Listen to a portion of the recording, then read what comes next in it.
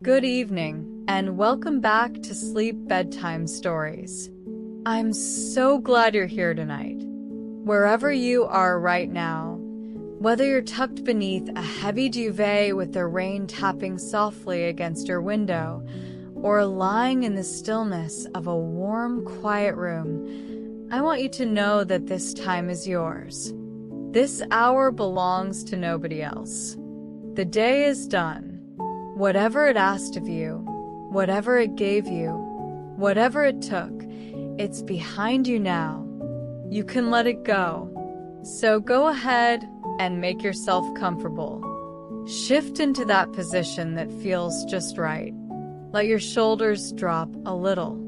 Let your jaw unclench. Let your hands rest open and easy at your sides. And when you're ready, whenever that is, there's no rush. You can softly close your eyes. Take a breath in through your nose, slow and full, letting your chest and belly rise together. Hold it for just a moment, and then breathe out, long and easy, like you're breathing out the last of the day's weight. And again. In through the nose, a long, gentle breath, and out.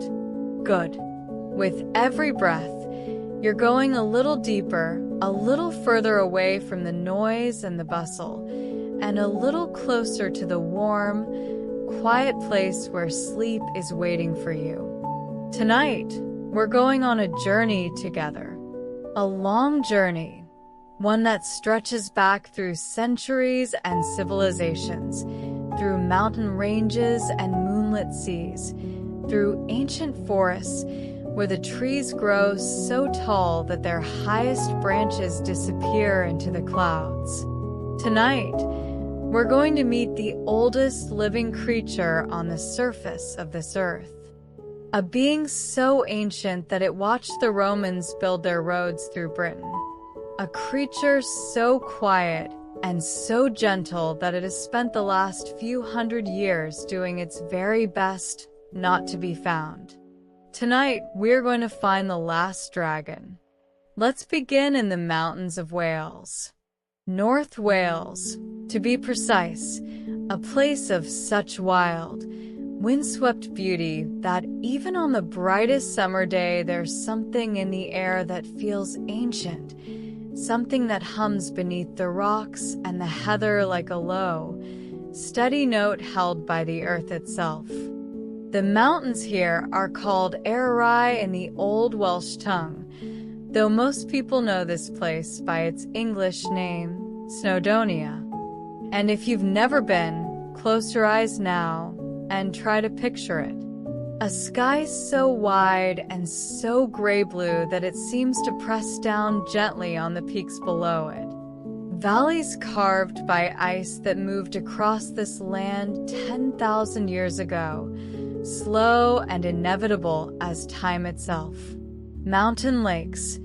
The Welsh call them Elowynnes. Their surfaces absolutely still on a calm morning, holding perfect reflections of the peaks above them, so perfect and so clear that it's difficult to tell which world is real and which is a mirror.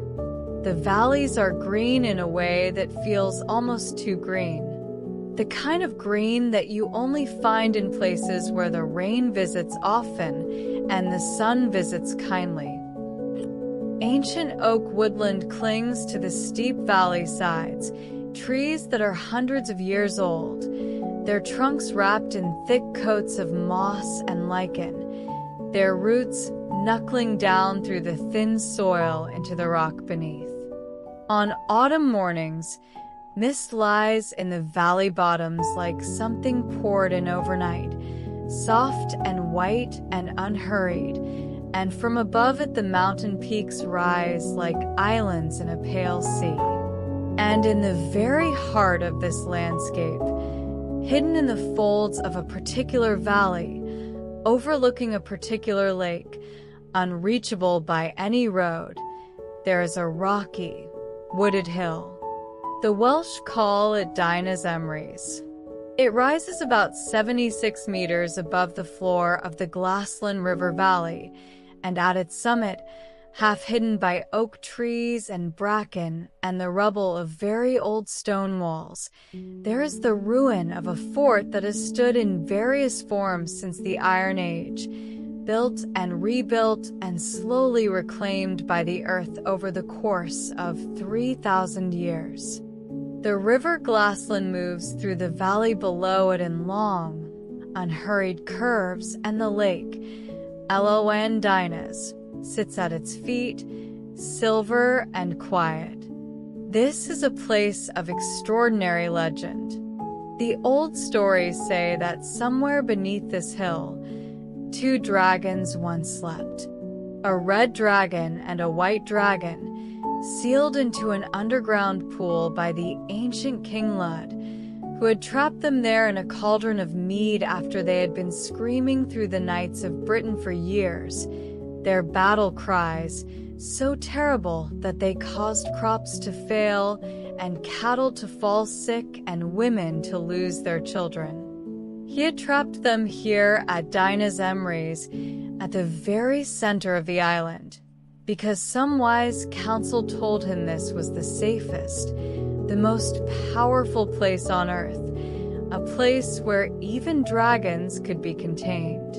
And later, much later, in the 5th century, when a troubled king named Vortigern tried to build a castle on the summit, his walls kept collapsing every night, the stone and mortar tumbling in the dark as though something beneath the hill refused to let anything stand above it. The young wizard Merlin came and told him why. The dragons were still down there, still restless. And when they dug down and uncovered them, the two dragons rose and fought their final battle in the open air, and the red dragon won. The red dragon became the symbol of Wales. Idraig Goch. The red dragon of Wales, on every flag, on every banner, in every heart that calls this country home. That is the legend. That is what the old stories tell. But what the legends do not say, what no history book records, because the truth of it has never been written down, only felt in the low vibration of the earth on still mornings, only glimpsed at the corner of the eye by a red kite circling high above the valley, only heard in the sound the wind makes when it moves through a very old forest at night, is that only one of those dragons flew away. The other one stayed. Her name, in the language the dragons kept among themselves, a language of deep rumbles and harmonic overtones that resonated in the bones of mountains, translated roughly to something like Old Ember. But she had been called many things over the centuries. The Romans who passed through Britain in the 1st and 2nd centuries had glimpsed her twice, and their scribes had written of a great serpent seen near the hills of the north, and they had called her Draco Montis, Dragon of the Mountain. The early Welsh kings who had built their halls in the valleys below had felt her presence in the warmth of the rock on cold nights, and had believed it was the mountain itself that breathed with life. And Merlin, quiet, observant Merlin, had known exactly what she was. He had left her alone. He was wise enough for that. Old Ember was not the dragon of stories. She did not hoard gold in a cave, though she had lived long enough to watch gold be discovered, to watch wars be fought over it, to watch it be buried and dug up and buried again.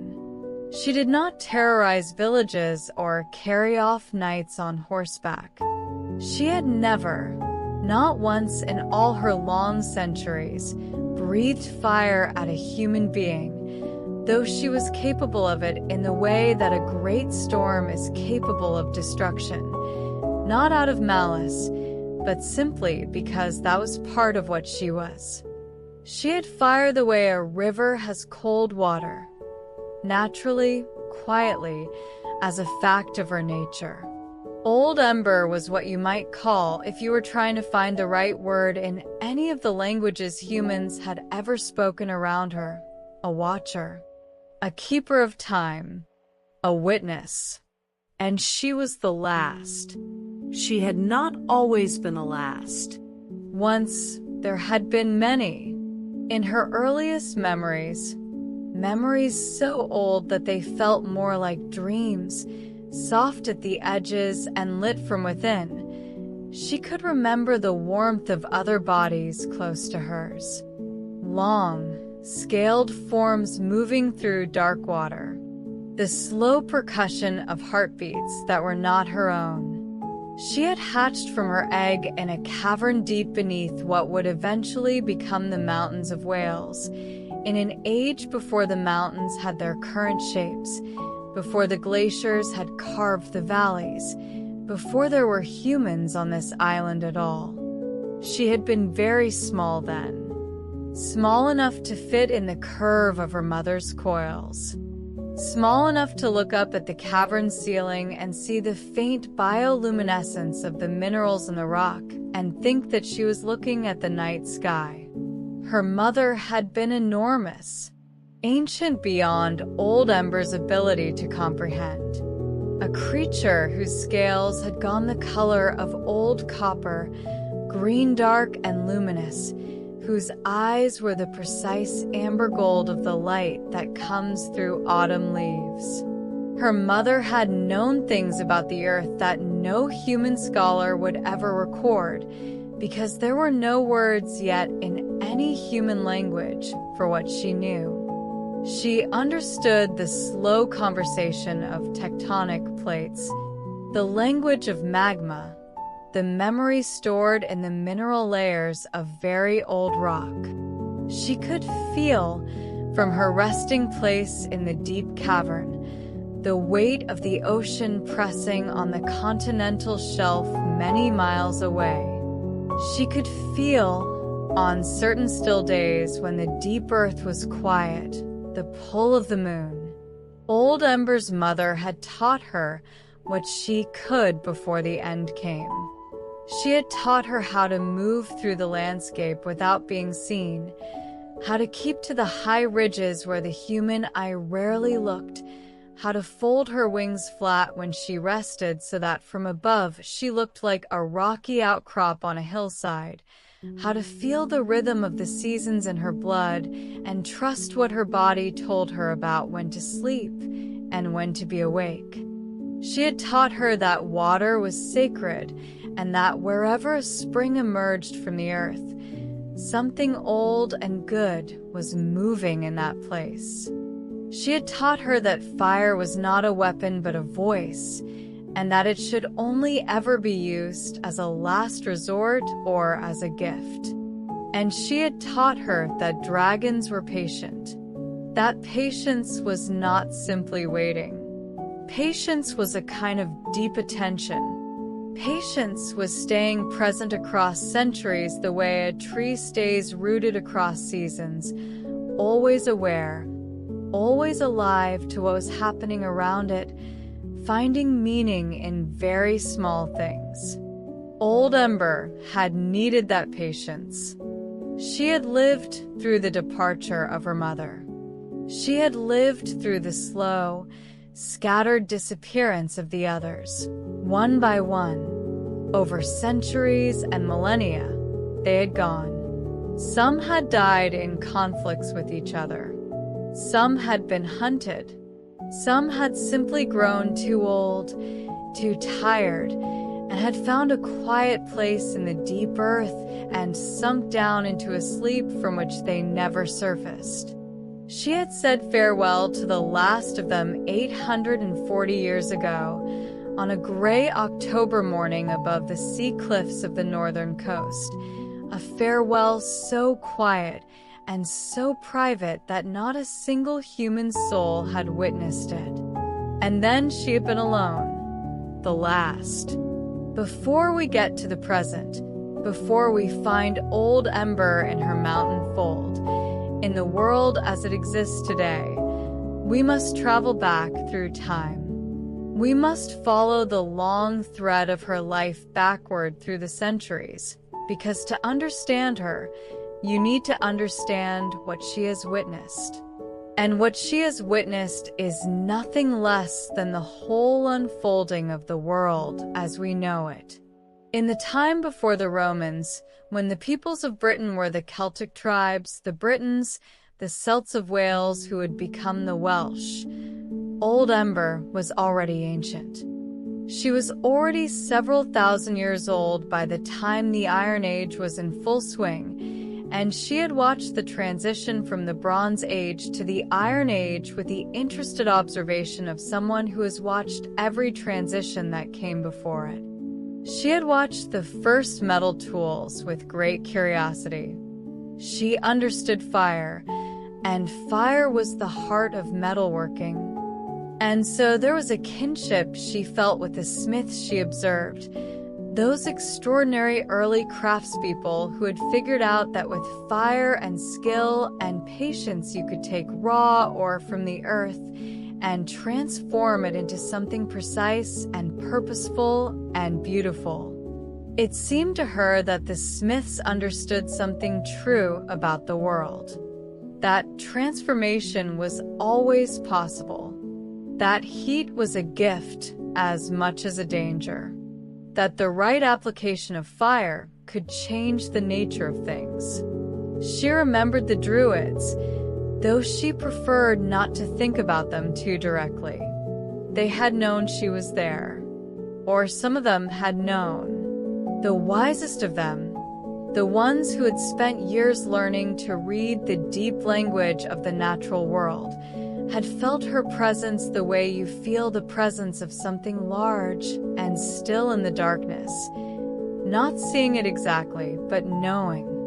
Some of them had left offerings at the high places, braided flowers, small carved figures. These gestures had moved her because they were made in the spirit of acknowledgement. "We know you are here," they seemed to say. "We are not afraid. We are grateful." She had never disturbed any of those offerings. She had let the wind and the rain take them in time, as the wind and the rain took everything, and she had held the memory of them as one of the good things. When the Romans came, when the Roman legions marched into Britain in the 1st century, building their extraordinary network of roads, their forts, their towns, their baths, Old Ember had watched with extraordinary fascination. The speed of it astonished her. She had watched civilizations before, but never anything quite so organized, so systematic, so determined in its ambitions. They were impressive engineers, the Romans. She could appreciate that. The roads in particular, she had watched them being built, and she had thought, this is what a dragon would do if a dragon were building things. Straight lines across the landscape. Efficient. Decisive. Ignoring the inconvenient topography wherever possible, cutting through hills, bridging rivers, declaring by their very geometry that they were not going to apologize for being here. But the Romans also frightened her in a way that nothing had quite frightened her before, because they were the first civilization she had encountered that was so thorough, so comprehensive in its conquering of territory. She had understood, watching their legions move north and west, that a world was ending and another was beginning. And she had felt, perhaps for the first time in her long life, vulnerable. She was large, and she was powerful, and she was ancient, but she was also very alone, and there was something in the organized confidence of the Roman military that made her understand that if they decided she was a threat or a resource, or simply an anomaly to be documented and controlled, there would be no reasoning with them. She had been more careful than ever during the Roman period. She had retreated higher up the mountains. She had flown only at night and only on moonless nights. She had reduced herself, in their eyes, to rumors, to the occasional report from a legionary of something seen at dusk above the western hills, filed away and forgotten, attributed to imagination and the unfamiliar landscape of this northern province. She had become skilled, during those centuries, at the art of being just barely credible, not so visible as to be documented seriously, not so invisible as to vanish from the stories entirely. She had learned the value of the stories. If the stories said there were dragons in the mountains, and the dragons in the stories were fierce and terrible, then the people who came to the mountains would be afraid and would not look too closely. She did not enjoy being the subject of frightening stories, but she understood their function. A little fear in the right direction kept her safe, kept her free to go on being what she was, a witness, a watcher, a keeper of this particular corner of the world. The medieval period had been its own particular kind of difficult, not for the reasons you might expect. It was not the knights in armor who troubled her. She found the whole tradition of dragon-slaying stories somewhat absurd, and the knights who occasionally came riding through the valley with that particular quality of purposeful bravado that suggested they had read one too many romances were more comic than threatening. She was nowhere near any road they could follow, and besides, a knight looking for a dragon was looking for something large and obvious and fire-breathing and aggressive, and Old Ember was none of those things when she didn't want to be. What troubled her in the medieval period was something more diffuse and more difficult to name. It was the sense of the world contracting spiritually. She had lived through many different kinds of belief, through animism, through the complex polytheism of the Celtic world, through the Roman religious culture with its gods for every occasion, through the long, slow Christianization of these islands, and she did not have strong opinions about any of them in the doctrinal sense, because she was too old and had seen too much to believe that any single human formulation of the sacred had the whole story. But what she noticed in the early medieval period particularly was a narrowing, a sense that the world that had once been understood as full of intelligence and meaning, full of spirits and presences and old powers, was being redrawn with harder edges. Things that had been sacred were being declared demonic. The old sacred sites, the springs, the groves, the hilltops, the liminal places where she had always felt the particular quality of the world's attention most clearly, were being deconsecrated, appropriated, overlaid. She did not take it personally. She was too old for that. But she noticed it the way you notice when a familiar landmark is removed. There was a quality to those places that changed when the belief in them changed, something that she could feel in the ground and in the air around them, a subtlety of loss.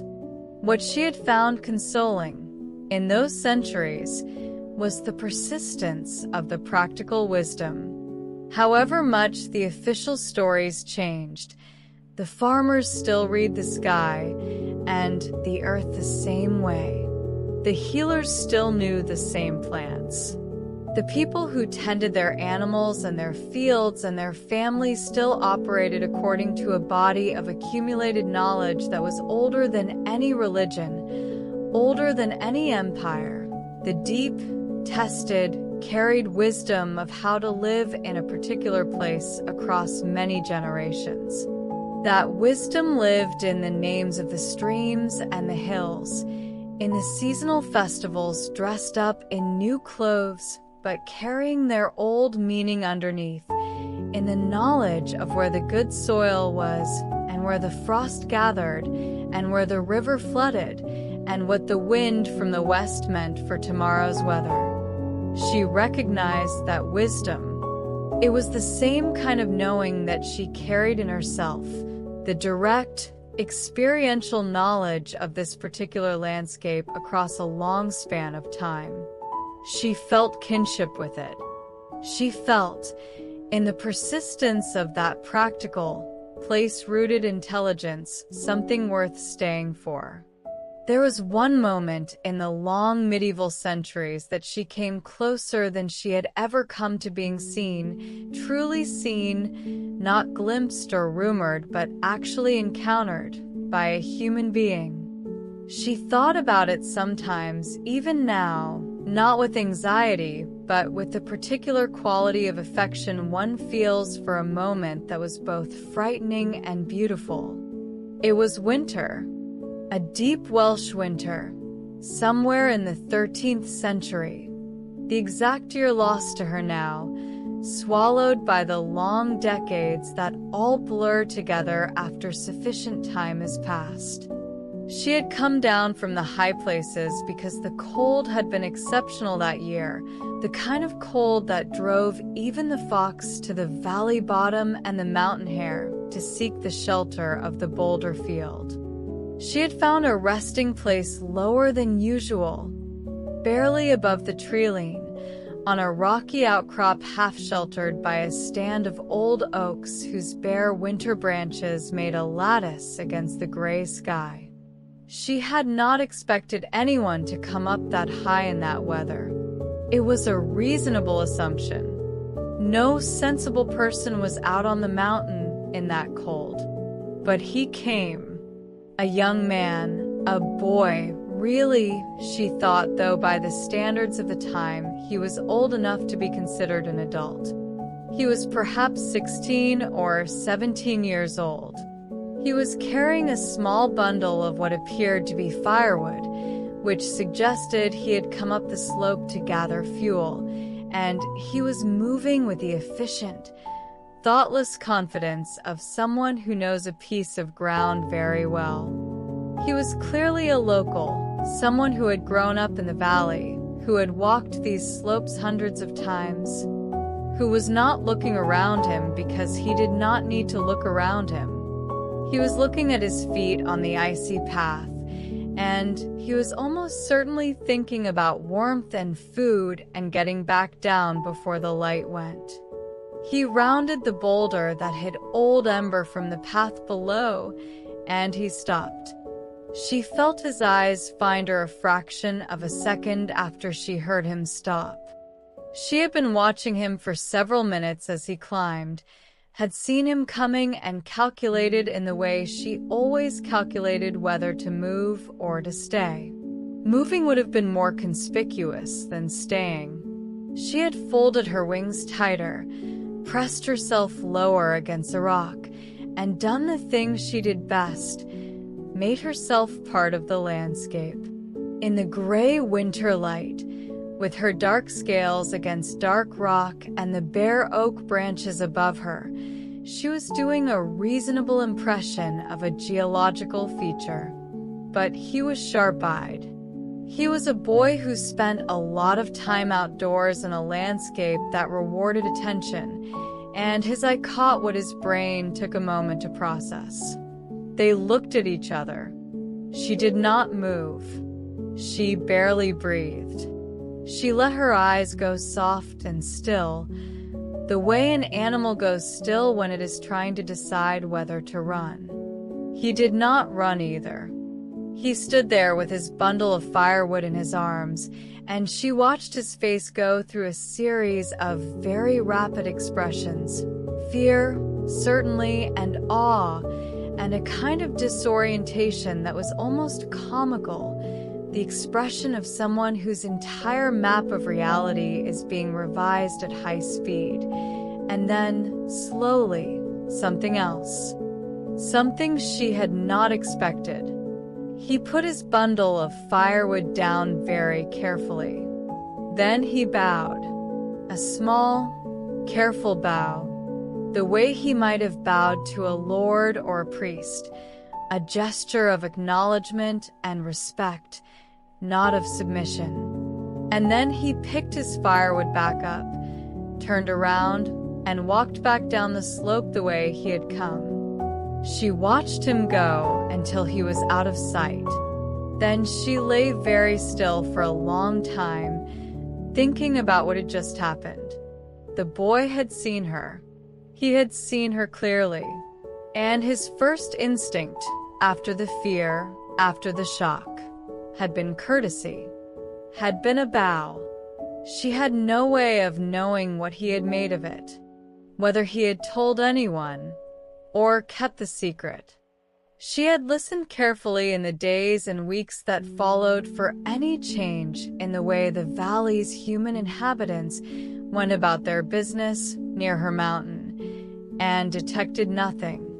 Either he had kept it to himself, or he had told his family and been disbelieved, or he had told his family and they had decided, collectively and wisely, that the matter was best left alone. She hoped he had had a long and good life.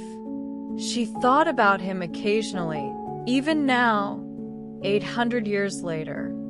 The boy with the firewood who had bowed. She had learned, over centuries, the art of invisibility. Not the magical kind, though she was capable of things that would have seemed like magic to anyone watching.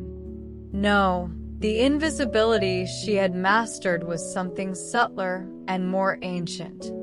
It was the invisibility of belonging so completely to a place that you became indistinguishable from it.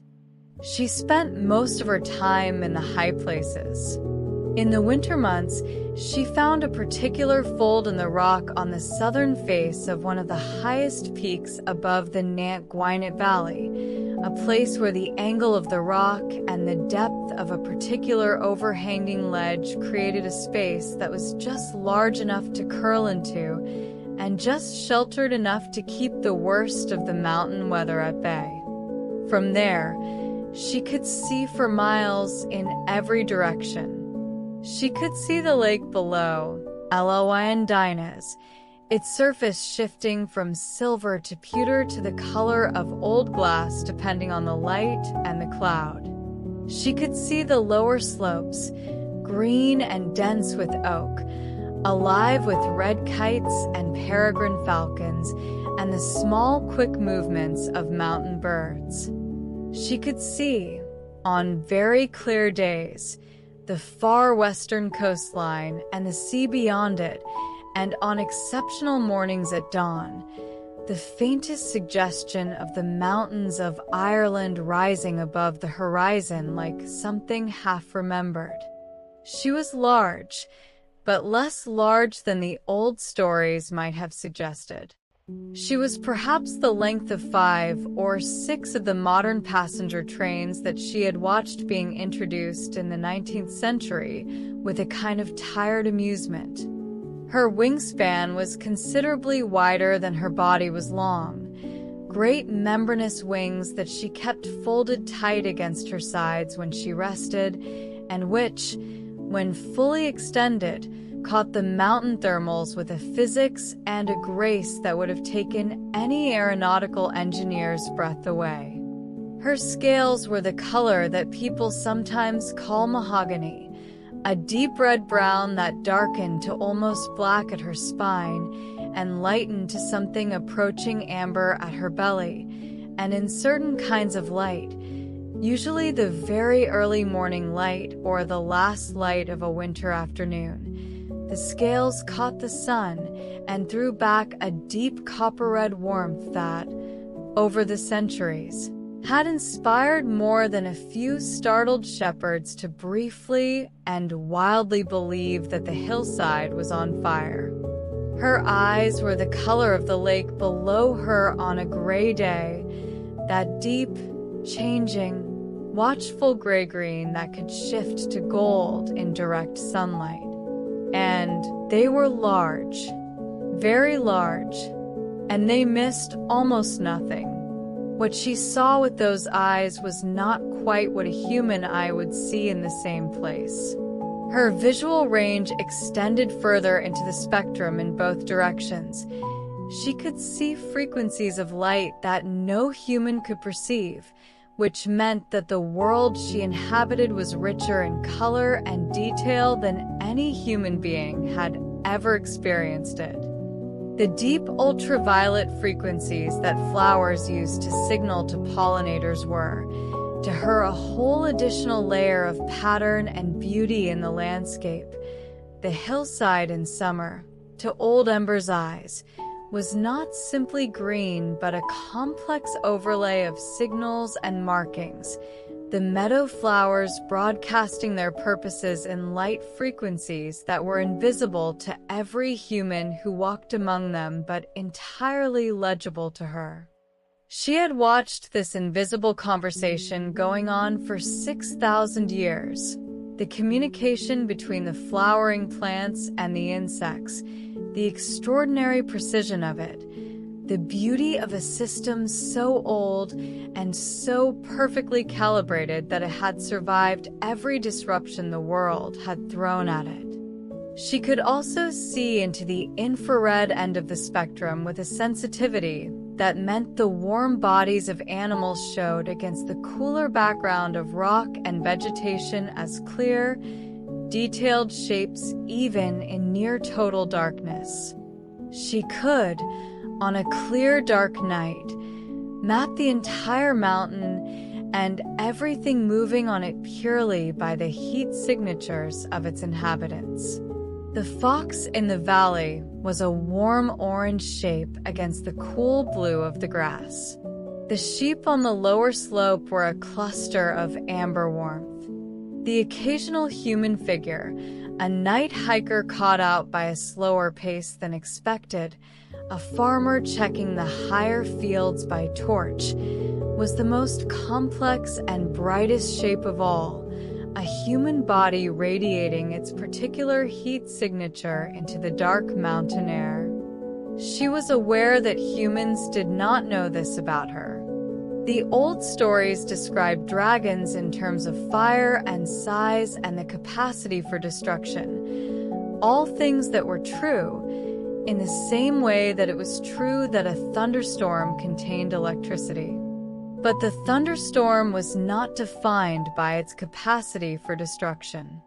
It was defined by everything it was: the convection, the moisture, the pressure gradients, the sound, the light, the smell of ozone, the complex atmospheric drama of it. She was similarly not defined by her fire or her size. She was defined by everything she was. And what she was, more than anything else, was a creature of extraordinary perception in a landscape of extraordinary richness.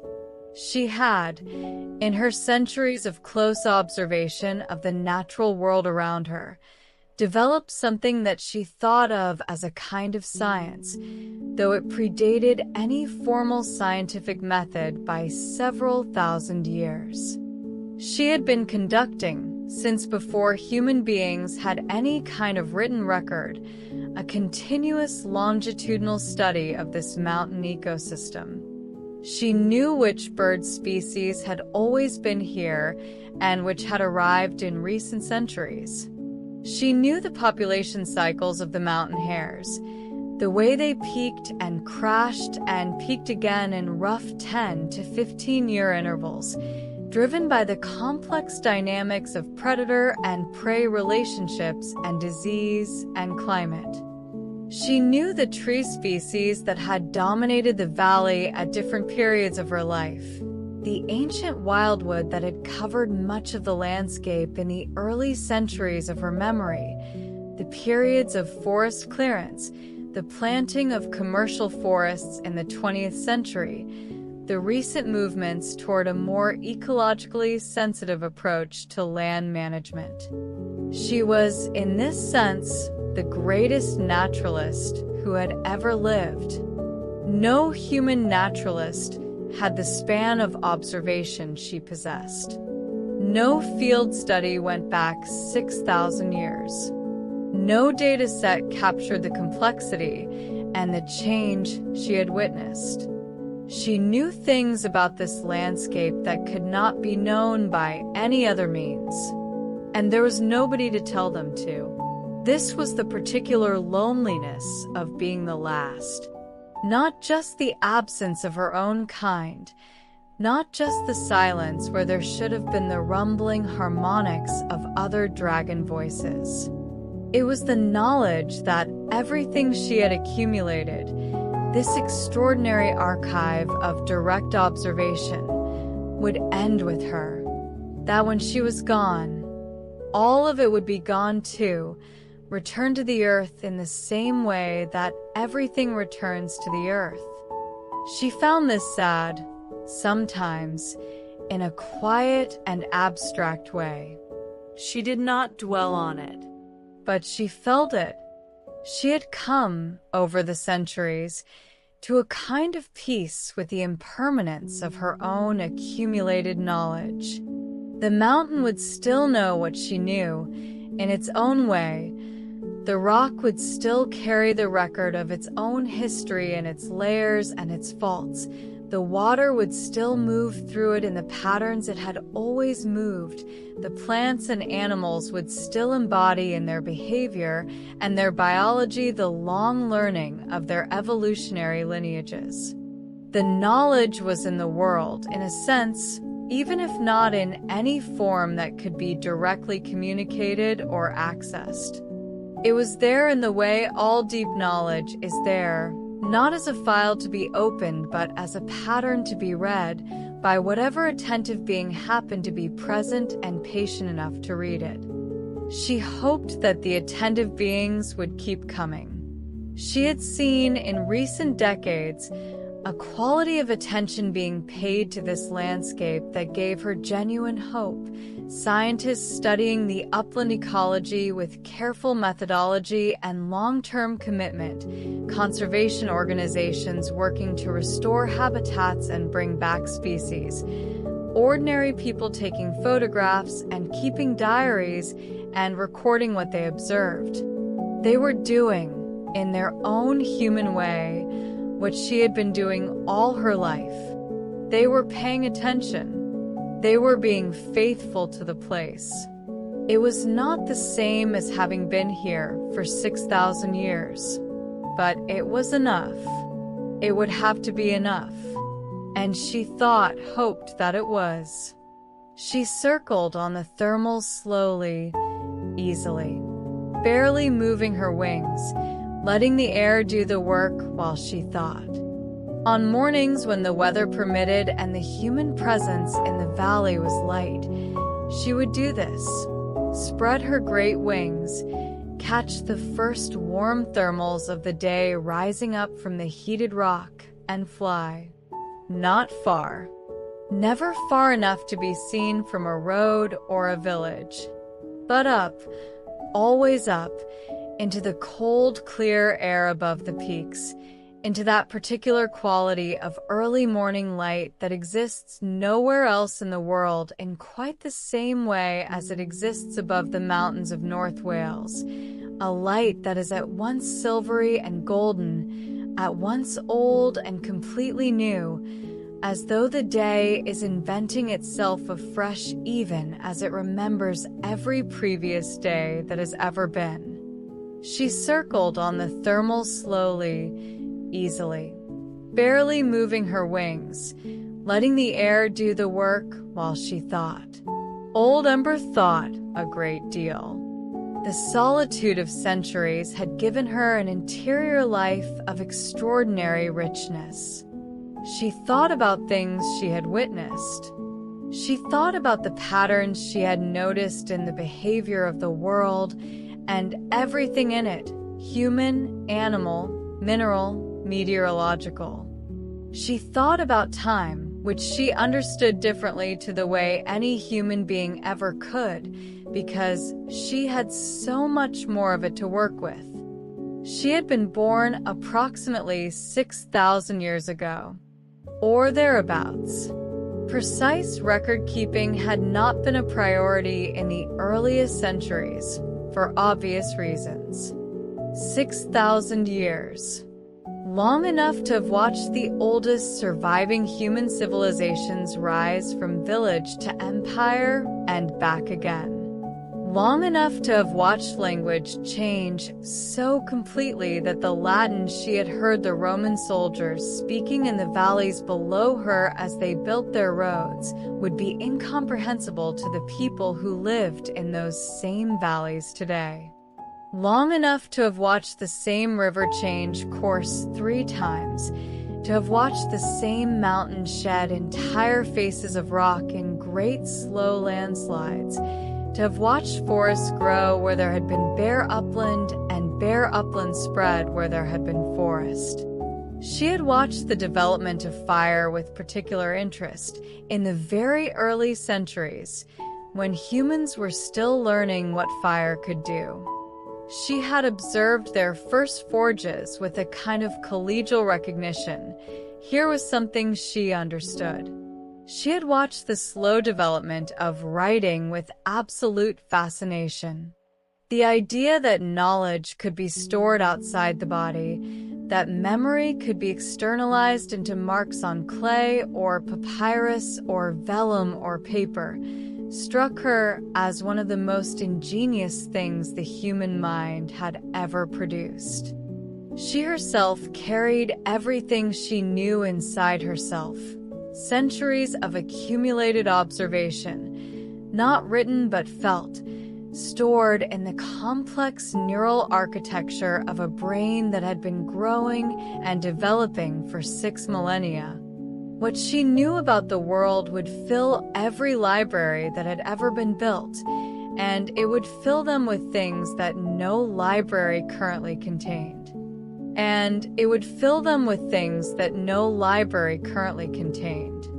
She knew from direct experience across 6,000 years of observation how the climate of these islands had shifted and changed.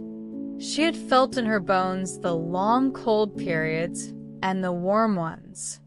She had watched the tree lines move up and down the mountain slopes as the temperature swung across centuries. She knew which plants had been here before humans arrived and which had come with them, intentionally or accidentally. She knew, from feeling the faint seismic vibrations in the rock beneath her resting place, that the deep geology of these mountains was always subtly, slowly in motion. And she knew the Welsh language. Not because she had ever spoken it. Dragon vocal anatomy was not designed for human speech, and the last thing she wanted was to startle someone by attempting conversation. But she had been listening to it for almost the entirety of its existence. She had heard it develop from the old Brythonic spoken by the Celtic tribes of the Iron Age, heard it shift and change and absorb and evolve, heard it still being spoken in the farms and villages of the valley below her. She found it beautiful. It was a language that seemed to her to have kept more of its ancient roots than most, a language that still carried in its sounds and its structures the ghost of something much older, something that connected it to the long, rain-gray past of this island. She did not, of course, have conversations about any of this. There was nobody to have them with. The loneliness was the thing that she did not think about directly. It lived in her the way a winter lives in a deciduous tree, not thought about exactly, but present in every bare branch, in the particular patience of the root system, in the quality of waiting that is not quite despair and not quite hope but something in between, something that knows on some deep level that the season will change. In her earliest centuries of solitude, the 800 or 900 years immediately following the loss of the last of her kind, she had not handled the aloneness particularly well. She had done what very old creatures sometimes do when they are in pain, which is to go into a kind of profound stillness that is not quite sleep and not quite waking, a gray suspended state in which time passed but left no mark. She had spent centuries this way, coiled in the deep places, barely breathing, barely aware. The earth had continued its business around her. Kingdoms had risen and fallen. Plagues had moved across the human world. Wars had been fought and forgotten and fought again under different names. But eventually, after a long time, an immeasurable time, something had drawn her back. It was difficult to say exactly what. Perhaps it was the sound of a shepherd's pipe being played somewhere on the lower slopes on a September evening, a slow, meandering, unself-conscious melody that drifted up through the still air to where she lay, and worked its way into her consciousness the way music works its way into a dream, changing the dream without your quite knowing how. She had lifted her great head and listened. The music had lasted perhaps 20 minutes, and when it ended, she had found that she was, in some small but genuine way, glad to have heard it. Glad. It had surprised her. Gladness. Such a small thing. But in it she had found something to hold on to, the knowledge that even alone, even the last, she was still part of a world that contained beauty. That the music being played by that shepherd on that September evening was, in some sense, being played for her too, even though the shepherd had no idea she was there. That the world continued to be full of things worth paying attention to, things worth being present for. She had emerged from her long gray stillness slowly. She had begun, again, to observe. And in observing, she had found, again, the particular satisfaction of attention, the deep quiet pleasure of watching the world proceed in its extraordinary complexity, always changing and always familiar, always surprising and always somehow known.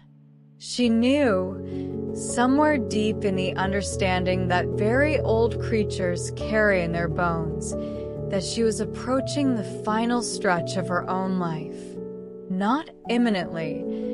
She had perhaps another several centuries in her, if the world cooperated and the mountains stayed, and the rain kept coming. But the sense of it was there, the way a long afternoon begins to feel different from the morning even when the sun is still high, when something in the quality of the light tells you, below the level of conscious thought, that the day is on its downward slope. She thought about this with the equanimity she had spent thousands of years developing. She did not want to die.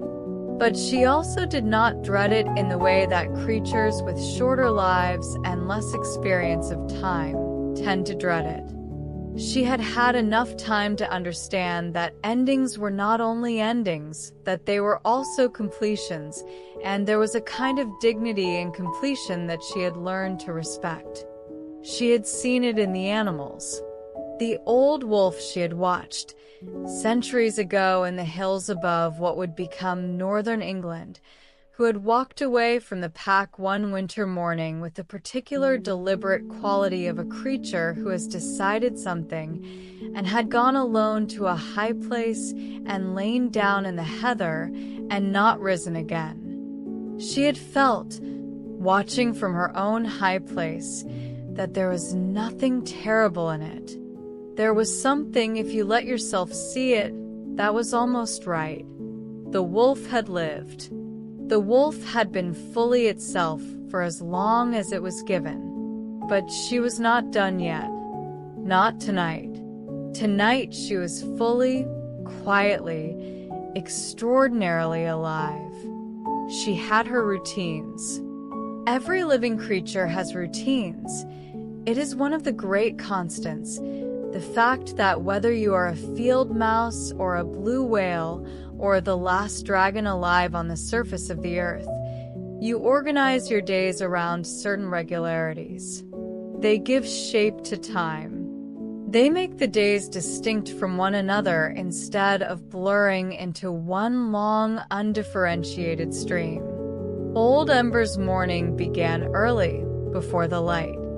She woke in the dark, fully and instantly awake, as very old creatures tend to be, without the grogginess or the gradual surfacing that younger animals experience. She lay for a time without moving, simply feeling the earth beneath her, the temperature of the rock, the particular vibrations that told her what the weather was going to do.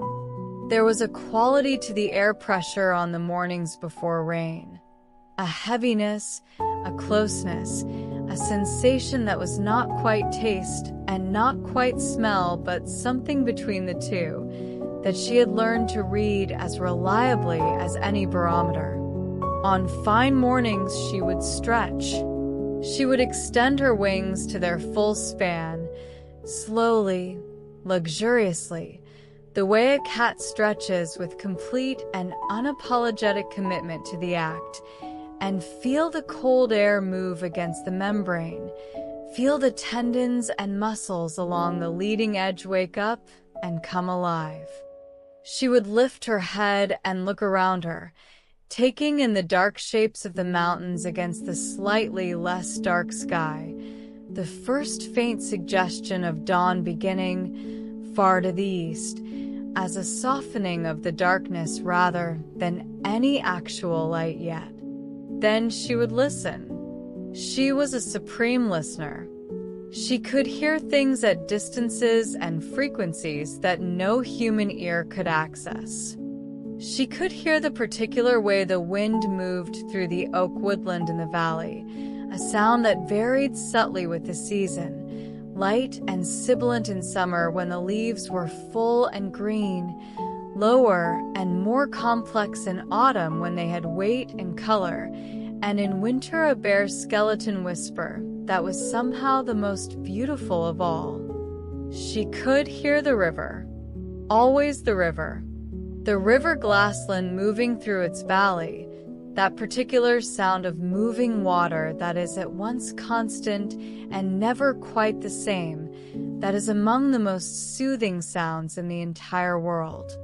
And she could hear, when they were there, the animals of the mountain, the fox moving through the heather in the gray pre-dawn, the ravens, her particular favorites, the ravens, calling to each other from their roosts in the crags, a sound like old wood knocking together, a sound that had barely changed in the entire span of her life, because ravens are ancient birds and do not change their ways easily. She loved the animals. She had always loved the animals. They were, in a way, her people, not her own kind, obviously, but the creatures she felt most at home among, the creatures who made no demands, asked no questions, and accepted her presence with the simple pragmatic animal logic of does this thing threaten me, then continue. The sheep on the lower slopes had become accustomed, over many generations, to the faint warmth that sometimes seemed to come from a particular rock formation on the hillside above them, and they would sometimes congregate near it on very cold nights, pressing their woolly sides together, facing outward, steam rising from their backs. She didn't mind. She found it rather companionable. In the long, long centuries since she had come back to herself after her gray period of withdrawal, she had developed a particular relationship with the human world. Not direct, not personal. She would never be personal with any of them. The risk was too great, and besides, the asymmetry was painful. She had watched hundreds of human generations come and go. She had watched children become old people and die while she stayed the same.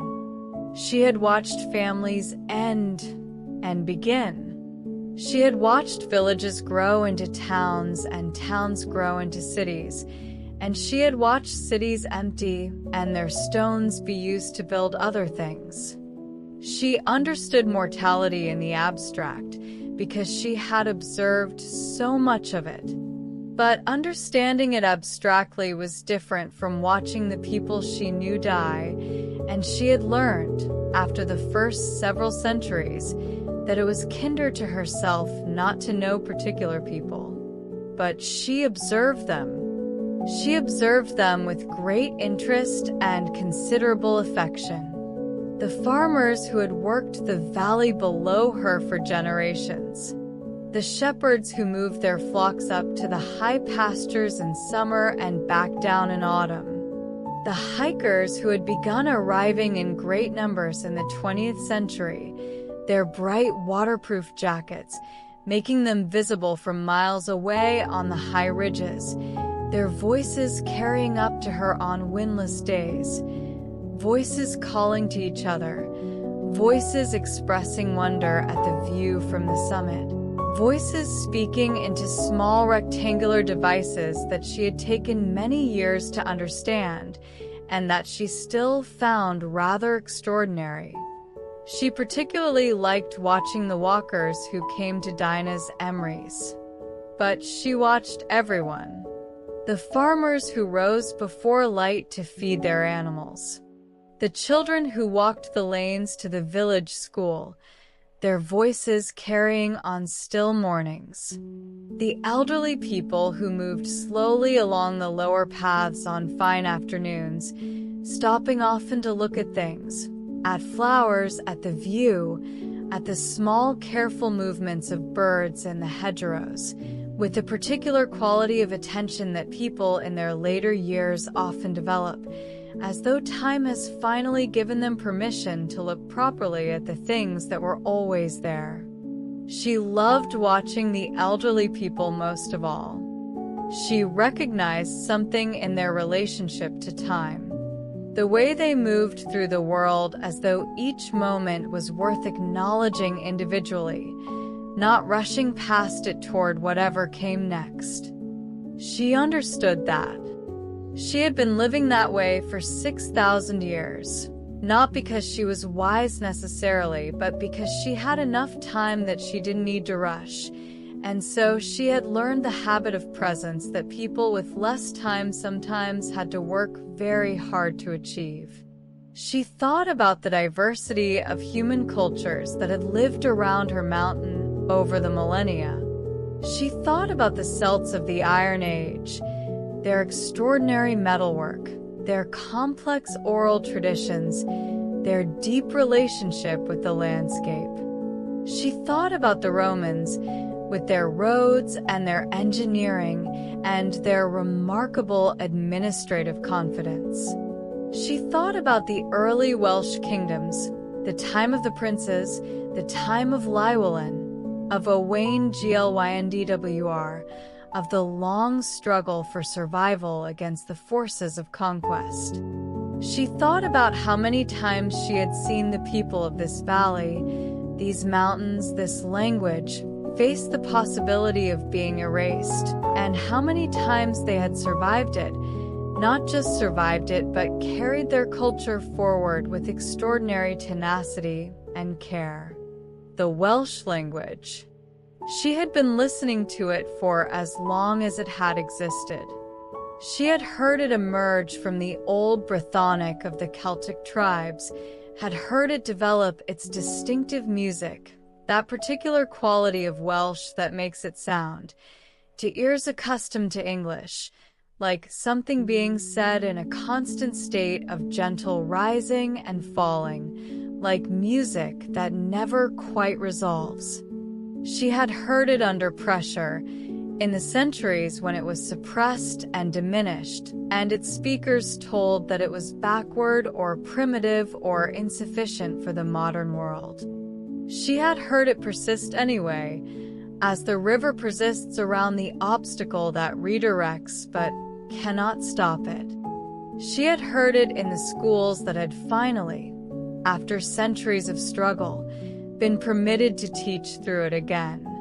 And she heard it now in the valley below her, alive and active and still changing the way all living languages change, adding new words for new things, finding ways to say what needed to be said. That persistence moved her deeply. The persistence of a language was not just a cultural matter. She understood it as something more elemental than that. A language was a relationship between people and their place. The Welsh language carried in its vocabulary and its idioms and its very structure a particular and irreplaceable way of seeing this particular landscape. It had words for weather phenomena that English didn't have. It had words for the specific qualities of light on the mountains, for the specific sounds of water, for the specific textures of community and kinship. To lose it would have been to lose an entire angle of perception. She was glad it had not been lost. She had, over the centuries, developed particular favorite spots within her territory. There was one high ridge to the northeast that caught the dawn light in a way that nothing else in the landscape did. The light struck the exposed rock at such an angle in late autumn that the whole ridge seemed to glow from within, warm orange and gold against the blue-gray shadow of the valley below. She had been coming to this ridge on late autumn dawns for as long as she could remember, and it had never once been the same. Always recognizably itself, but always subtly different. Always some slight variation in the quality of light or the arrangement of clouds or the particular slant of the season that made this dawn distinct from every previous dawn. There was a particular pool, fed by a small spring emerging from the rock about a third of the way up the mountain, that she checked on regularly. She checked on it the way a farmer checks on a particular field, with proprietary affection and a sense of custodianship. The pool was clear and cold and fed a small stream that ran down the slope to the river below, and around its edges, where the water kept the ground perpetually damp, grew a community of plants that had been there, in various forms, for hundreds of years: mosses, liverworts, sedges, and in spring a particular rush of color as the marsh marigolds bloomed, their yellow flowers almost aggressively cheerful in the gray-green of the upland spring. She thought of the pool as hers, though she was careful never to act on this possessiveness in any way that might disturb the natural order of things. The pool was not hers in any real sense. It was everyone's.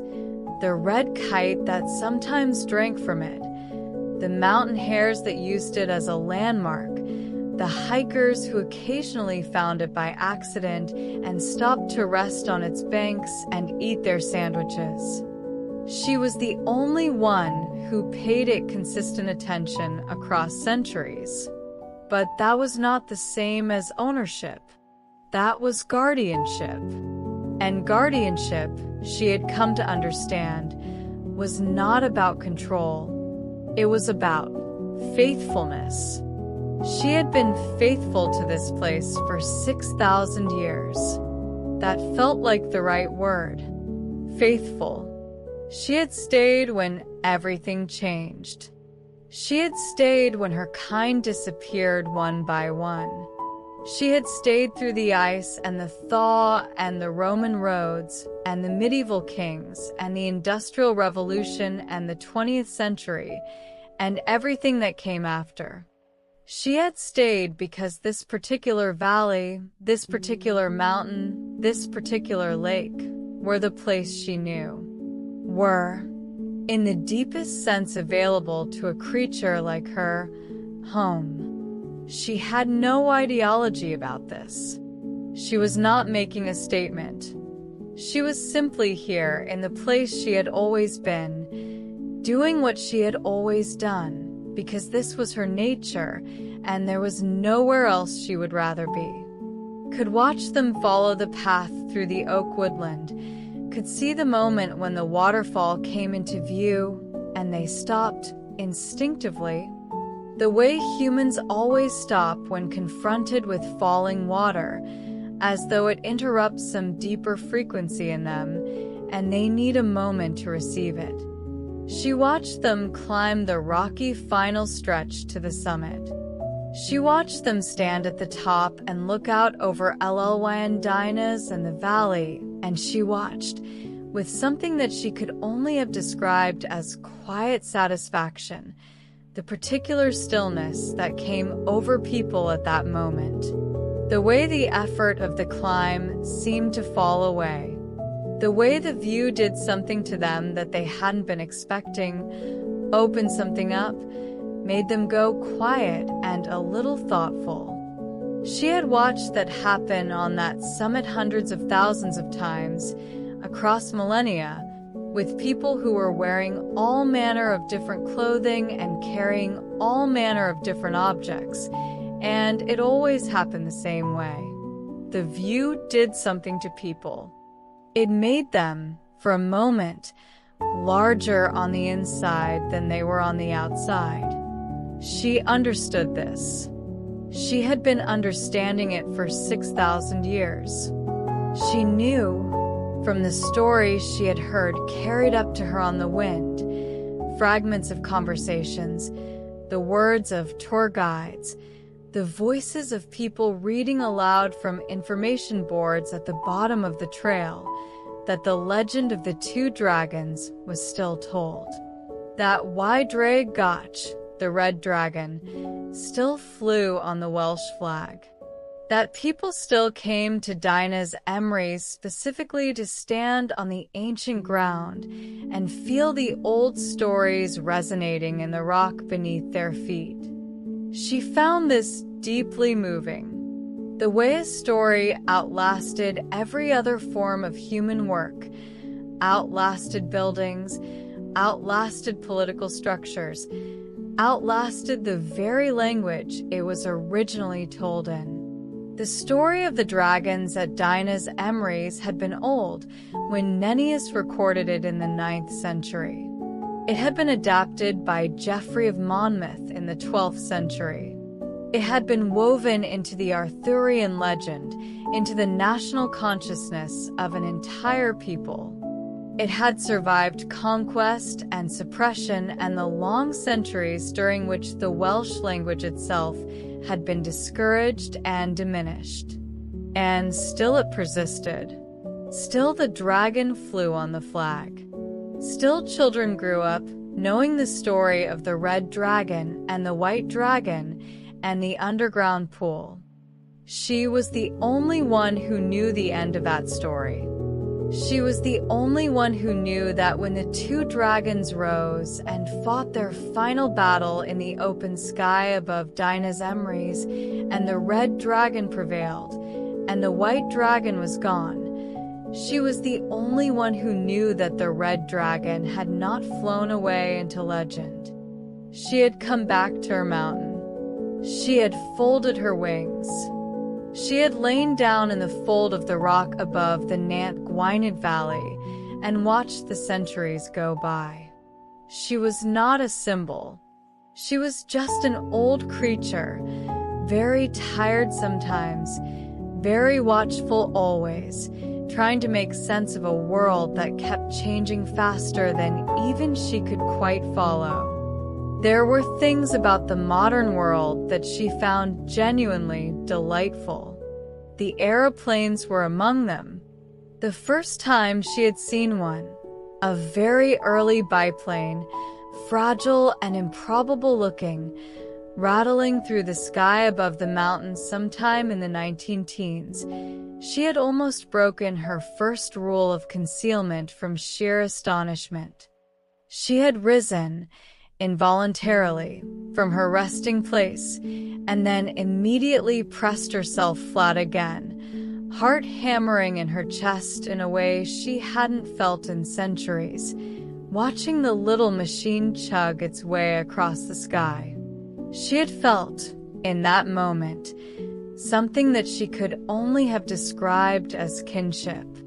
Here was a thing that had done what her people had always done, taken itself into the air, made itself at home above the earth, found a way to be free of the ground. She had watched the aviation century unfold with extraordinary attention. From those early rattling biplanes to the modern long-haul jets that sometimes passed high above the mountains on the flight paths into Manchester, their shapes tiny and silver and trailing white lines across a blue sky. She had watched it all, and she had found it wonderful. She felt no envy of the machines. She was far better at flying than any of them. But she felt a kind of recognition that moved her, because in watching humans take to the air, she felt that they were doing something very old and very true, something that spoke to some deep part of what creatures are, this longing to rise, this need to see the world from above, this ancient hunger for the wide view. She had also, in the last century or so, developed an unexpected appreciation for radio and television signals. She couldn't receive them consciously, of course, but she was sensitive to electromagnetic fields in the way that all very old living things develop strange and unexpected sensitivities, and she had noticed from the 1920s onwards a subtle new quality to the air over the populated valleys, a kind of constant low hum of information passing invisibly through everything. She didn't know what it contained, but it felt like something living. It felt, in some strange way, like a conversation that the world was having with itself, and she was the oldest person at the table, even though she couldn't quite follow what was being said. There were things, too, that she found deeply troubling. She tried not to dwell on them. Dwelling led nowhere good. She had learned that over centuries, but she noticed them with the same unflinching attention with which she noticed everything else, because that was what she was, a witness. She had noticed, in the 19th century, the arrival of industry in the valleys at the edges of her mountain range. The quarrying, the slate mines that had opened up in the mountains to the north, their workers cutting into the rock with a determination she could understand even as she felt the deep geological complaint of the mountain being opened up. She had felt the first railways arrive in the 1840s, felt them as vibrations in the ground, a new kind of tremor quite different from the natural seismic whisper she was used to, regular and purposeful and unstoppable. She had felt the coal mining that had happened further south, in the valleys that she could not see from her mountain but could somehow sense, a change in the quality of the air on east winds, a different weight to what the wind carried. She had watched the population of the valleys change over the 19th century, grow, move, shift. Had watched farming communities become more complex. Had watched the small, isolated farms of the high places gradually empty as the economic logic of the modern world drew people down to the towns and eventually to the cities. She had watched the landscape change around this movement, had watched the upland fields where sheep had grazed for centuries gradually go wilder as the farming pressure lessened, the scrub creeping back in, the rough grassland asserting itself over the old field patterns. There had been in this a complicated beauty. The rewilding, not a term that existed when it began, but the thing itself, the reality of land being released from intensive use and beginning to find its own way back towards something older. This she had watched with deep attention.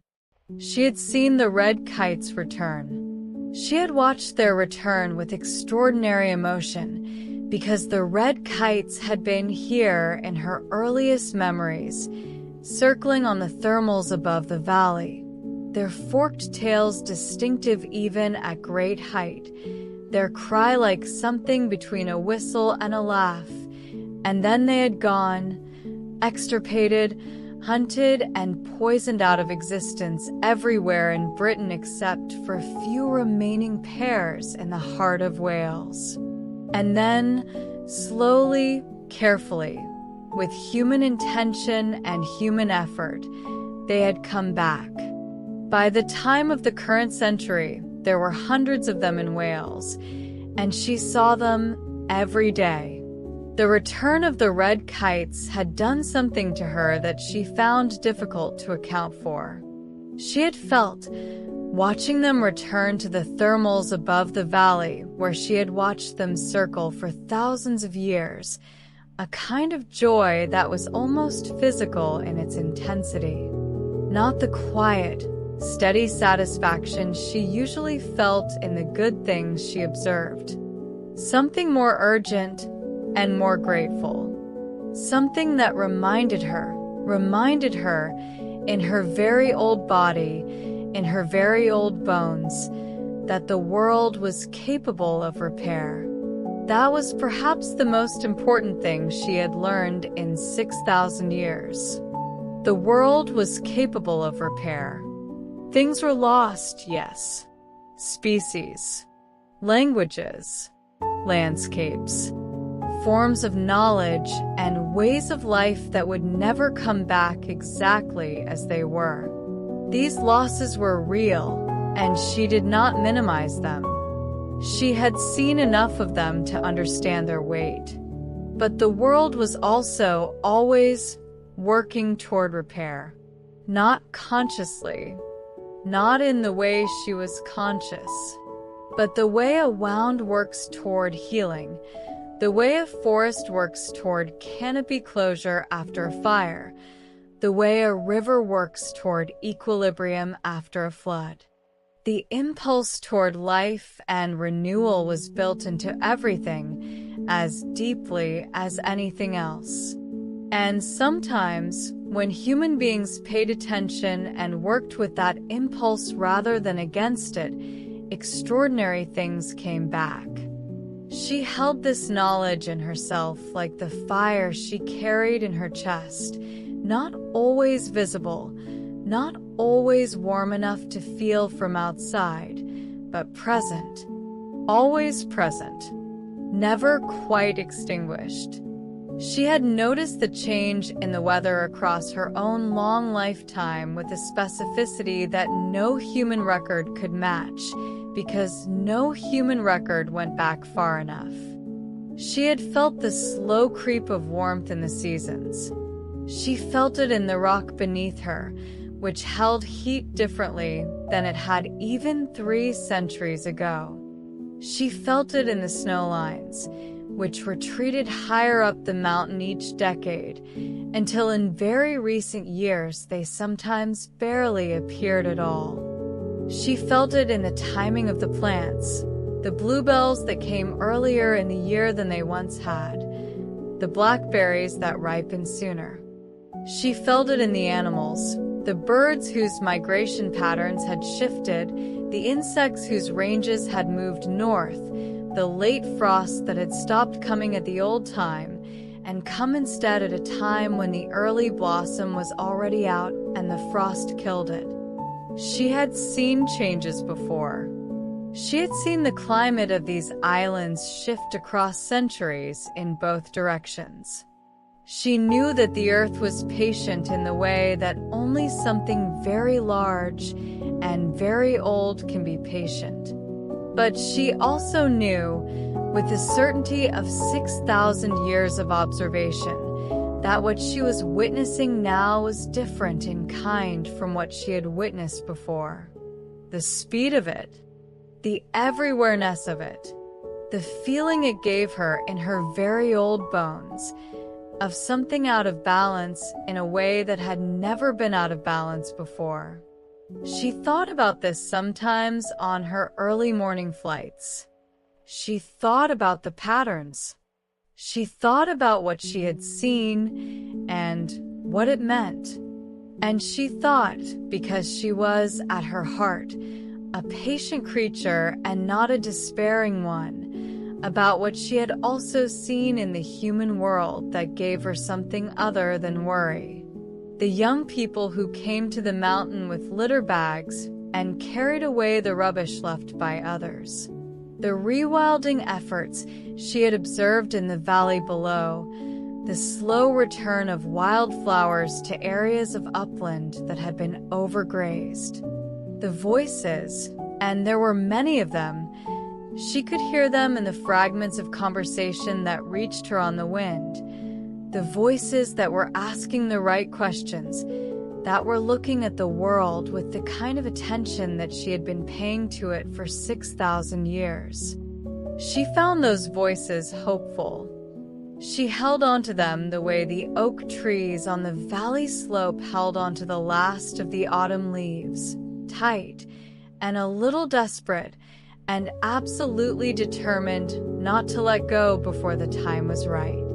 On evenings in autumn, when the day was closing and the light was doing those long, slow, extraordinary things that autumn light does in the Welsh mountains, going from gold to amber to rose to that deep, bruised violet that precedes the dark, Old Ember had a practice that she had maintained for as long as she could remember.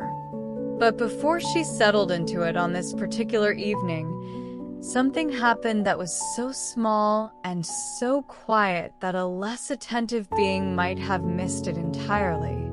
A child's voice, carried up from somewhere in the valley below on an unusually still current of air, a child of perhaps 5 or 6, from the pitch and the cadence, singing.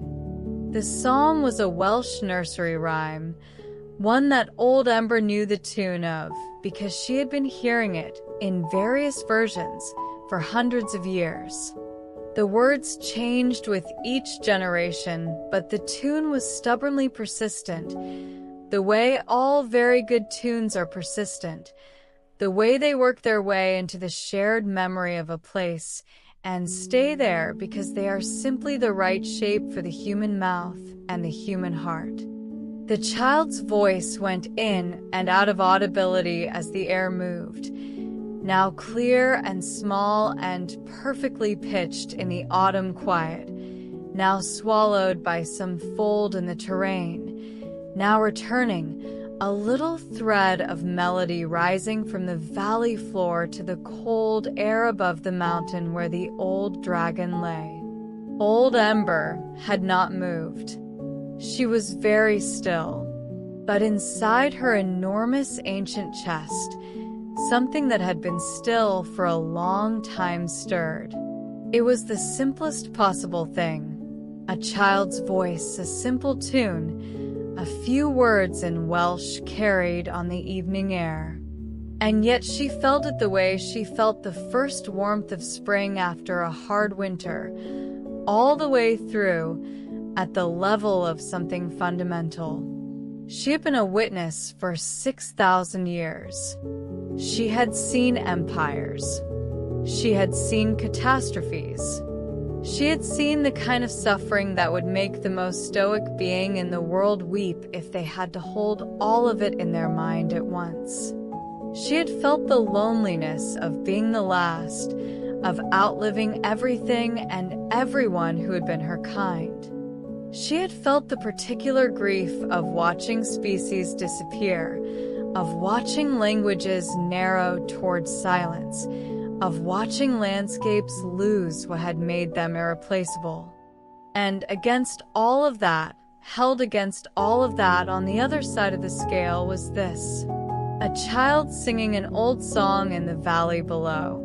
The persistence of something simple and good. The way that in the midst of everything that was difficult and frightening and lost, people still sang to their children, still told stories at bedtime, still taught the old songs to the new mouths so that the tune would survive into the next generation, would be available to be sung again on some other autumn evening in some other year, would be carried forward by somebody else's child into a future that none of them could see yet. She breathed. The fire in her chest burned a little brighter for a moment, like a coal fed with oxygen. The child's voice faded as the evening settled. The air grew still. The first stars appeared. She would find a place to rest that looked out over the valley. She would settle herself, fully, wings folded, body low, her great head resting on the rock in front of her the way a dog rests its chin on its paws. And she would simply watch. She would watch the light change on the water of the lake below. She would watch the darkness gather in the valley floor first, the way it always does, darkness pooling in the low places while the high places still held some brightness. She would watch the lights come on in the farms and the houses in the distance. First one, then another, then a cluster of them, small warm yellow points in the gray-blue evening, each one a hearth, each one a kitchen, each one a family, each one a whole small world of life and meaning. She had been watching those lights for centuries. Electric now, of course. Before that, the softer flickering orange glow of oil lamps, and before that, tallow candles, and before that, firelight in simple stone hearths. But always the same quality of warmth in the darkness. Always the same message contained in the sight of a light in a window. Someone is here. Someone is home. Someone is warm. She found this beautiful beyond words, and she had, in the silence of her long life, experienced something very like words, though they had never been spoken to anyone. She found the persistence of the small human warmths beautiful, the way that across all the centuries, all the upheaval and violence and change and loss and grief and displacement, people had continued to light their fires and come home to them. People had continued to feed each other and tell each other stories and sing. She had heard so much singing over 6,000 years. So much music rising from the valleys below. The rhythms and the melodies changed with every generation. The instruments changed, the languages changed, but the singing itself, the impulse to make ordered sound from breathing, to turn breath into beauty, that had never changed. She thought that was the most remarkable thing about the human world. Not the buildings, not the technology, not the philosophy or the science or the art, though all of those things had their own extraordinary quality. What she found most remarkable, watching from her mountain across all the centuries, was the persistence of the impulse toward beauty, the way it survived everything, the way it surfaced in the most unlikely circumstances, in the most difficult of times. The shepherd's pipe on a September evening, the song at a kitchen table, the story told to children at bedtime, The remarkable, unremarkable miracle of human beings making beauty out of nothing more than air. She was thinking about all of this on the particular evening that we are going to end our time with her tonight. It was late in the year, November by the modern calendar, though Old Ember thought of time more in terms of what the light was doing and what the earth smelled like than in calendar months. The leaves were gone from the oaks, and the valley had that particular late autumn character, bare and honest, and somehow more itself, as though the summer green had been a kind of disguise, and this was the real landscape underneath. The sky above her was doing something extraordinary, as it occasionally did in this latitude, a clear, still night in November, with no moon yet risen, and the stars coming out with unusual brilliance, one by one, and then in their dozens, and then in their thousands, the Milky Way emerging from the dark like a suggestion remembered, a rumor confirmed. She had watched this sky for 6,000 years, and it still stopped her heart, still made her go entirely still in a way that was different from her usual stillness. Not the stillness of concealment, but the stillness of awe. The stars above the Welsh mountains in November. There is nothing quite like it in the world.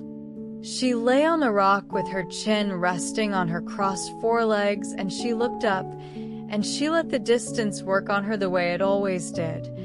That particular vertigo of realizing how vast the thing above you is, how old the light is that you are receiving, how far it has traveled to reach your eyes. Some of the stars she could see were sending out light that had left them before she had even been born. She was very old, and there were stars in that sky older than her. This was not a sad thought. It had ceased to be a sad thought many centuries ago. It was just a large thought. A thought that put everything in its right proportion, including her own loneliness and her own age and her own difficult and beautiful and unshared life. She breathed. A long, slow breath, the way she had been breathing for 6,000 years, the same breath that had kept fire burning in her chest like a pilot light, never extinguished, warm and present and patient. She breathed out, and the breath rose in the cold air, and for a moment, just for a moment, it shimmered, not with actual flame, but with a faint luminescence, a warmth visible in the cold air, like the memory of fire, like the idea of it. The stars were bright above her. The lake was still and silver below. The valley was quiet and dark except for those small yellow lights in the houses, those small warm certainties in the dark. And she lay there, the last dragon in the world, and she was not sad. She was tired, yes, the way that things that have lived a long time are always a little tired. But she was also, in some way that she could not easily have articulated, but that was absolutely present in her, at peace. She had seen enough to know that the world was remarkable. She had lived long enough to know that remarkable things persisted. The singing persisted. The beauty persisted. The lights in the windows persisted. And she would persist for a while longer too, watching over this particular valley, this particular mountain, this particular sky, keeping her quiet and invisible vigil over the small warm lights of the human world below. The stars turned slowly above her, as they had been turning all her life. The lake below reflected them as it had reflected them for centuries. And Old Ember breathed, and watched, and was, in her ancient and entirely private way, something very much like grateful.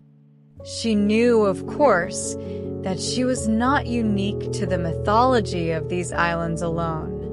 She had enough years and enough access to overheard human conversation, enough fragments from the scholars who sometimes visited the area, enough words carried on the wind from the radios and later the televisions and later still the small glowing devices that humans now carried everywhere, to understand that every culture that had ever existed on the surface of the earth had known something like her kind. The Chinese had known. Their long dragons, the long, serpentine and magnificent, associated with water and wisdom and the beneficial power that brings rain to dry fields, had been real. She had never met a Chinese dragon, but she knew they had existed, in the way that you know things through long years of listening and noticing. The tradition was too consistent, too specific, too invested with genuine and careful reverence to have been invented from nothing. Somewhere in the deep mountain lakes of what was now China, somewhere in the courses of the great rivers, the Yellow River, the Yangtze, there had been presences as old as she was or older. She did not know what had become of them. She suspected she was not the only last in her corner of the world. She suspected that in China too, and in the old civilizations of Mesopotamia where the first written records of dragons appeared, and in the traditions of the peoples of the Americas and the Pacific Islands where something draconic had always been felt and named and honored, she suspected that in all of those places too, the last had come and gone, alone and unseen in their own particular mountain or river or deep valley. She found this thought both lonely and somehow comforting. Lonely because it confirmed the depth of the loss, how much older the world had been once, when creatures like her had inhabited every landscape on earth, when there had been dragon wisdom embedded in every culture and every tradition, when the knowledge that came from 6,000 years of patient observation had been present everywhere, feeding the human understanding of the natural world in ways that no human had ever fully articulated, but that had shaped the myths and the stories and the relationship between people and their land in deep and lasting ways, and comforting because the stories had survived. Every culture that had known dragons had kept the memory, had honored it, had woven it into the most important stories they told.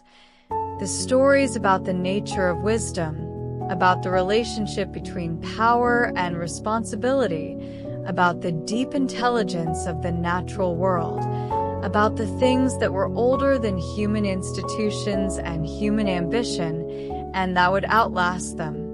The stories had carried something true even when the dragons themselves were gone. They had kept a kind of knowing alive in the human world, a knowing about the deep age of things, about the wisdom that came from patience and attention, about the fact that the world was inhabited by intelligences older and stranger and richer than the human mind could fully encompass. She hoped those stories would go on being told. She hoped that the people who heard them would continue to feel, as she had watched generations feel in the ruins on the hilltop above the lake, the resonance in them, the sense of something real underlying the magic, something old and still present, something worth honoring.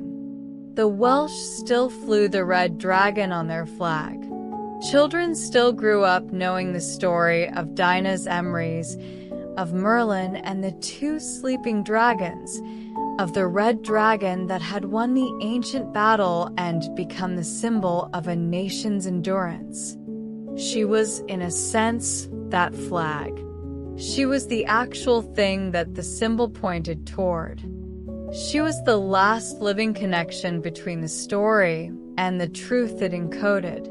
And she lay on her mountain in the last light of an autumn evening, and she breathed, and she watched the stars emerge one by one above the dark peaks, and she was, in her way, at peace with all of it.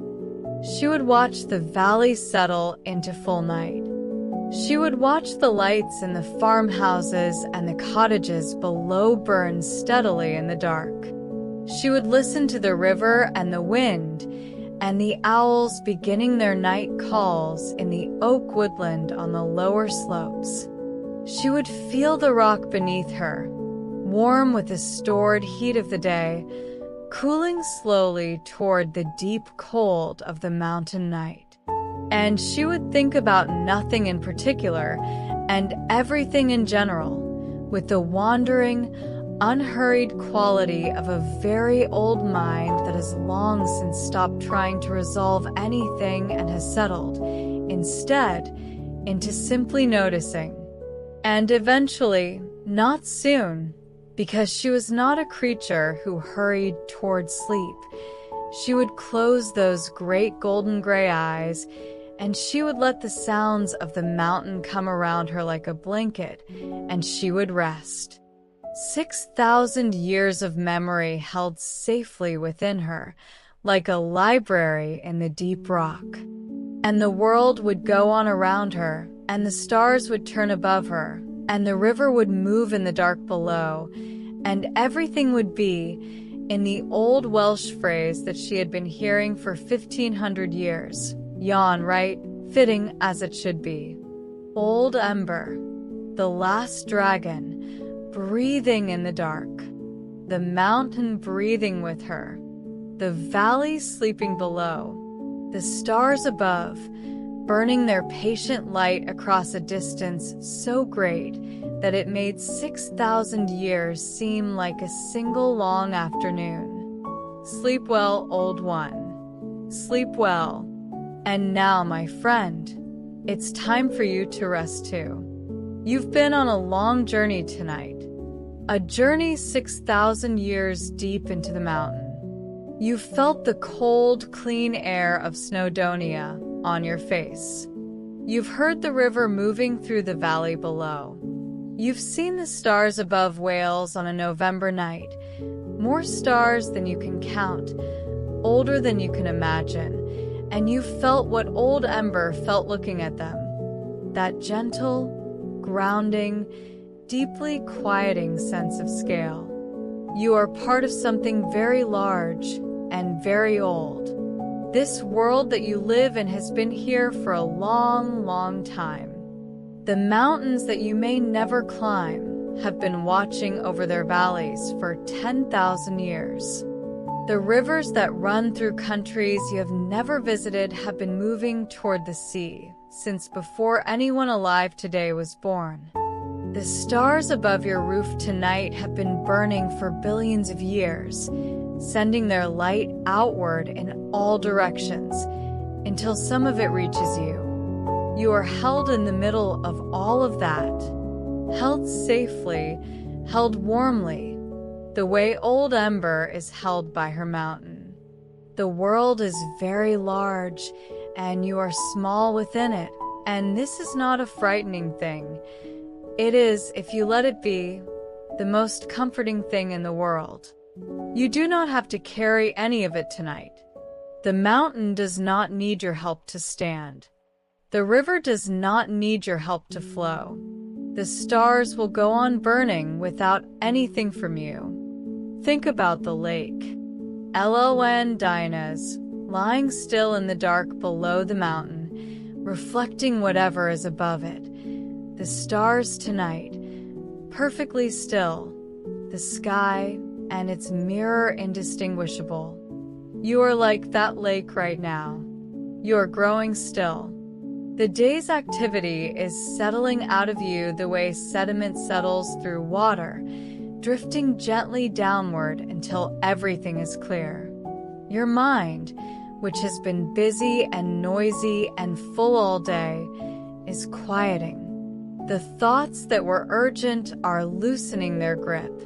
The things you have to do tomorrow are still there, but they are far away on the other side of sleep, in a tomorrow that is not here yet and does not need you yet. Right now, there is only this: the warmth of your bed, the weight of your own body, the slow, reliable rhythm of your breath. In and out, like the mountain breathing, like the river, always moving, always the same, always at peace with its own motion. All you have to do right now in this moment is breathe, in and out, long and slow, letting the warmth of your bed, of your blankets, of your own body hold you the way the rock holds the old dragon, steadily, completely, without asking anything in return. Feel your muscles releasing, one group at a time. Your shoulders, which have held so much today. Your jaw. Your hands. The long muscles of your back. Your legs, which carried you everywhere today. Let all of it go now. Let the weight of yourself settle into whatever you're lying on. Let gravity do what it's always been doing, holding you gently and firmly to the earth. Your breath moves in and out. Your chest rises and falls. Somewhere out there, in the dark mountains of North Wales, an old dragon is lying on a rock beneath a sky full of stars, watching the small lights in the valley below, breathing the same deep, patient breath. She has been breathing for 6,000 years. She will be breathing long after tonight, and in some way that you cannot quite explain, but that you feel in the deepest and most certain part of you. You are connected to all of it, to the mountain, to the river, to the stars, to the long patience of very old things. Sleep well, my friend. You have earned it. The stars are out. The lights in the valley are warm. The river is moving toward the sea. And somewhere on a high Welsh mountain, in the last of the year's deep dark, the last dragon breathes out and closes her golden gray eyes and sleeps. And so do you. If you enjoyed this story tonight, I would be so grateful if you could give this video a thumbs up. It makes an enormous difference to how many people this channel can reach, and there are more beautiful stories to come. And if you haven't already, please consider subscribing to Sleep Bedtime Stories so that you'll always have a gentle place to come when the day has been long and your mind needs somewhere quiet to rest. It means the world. Good night.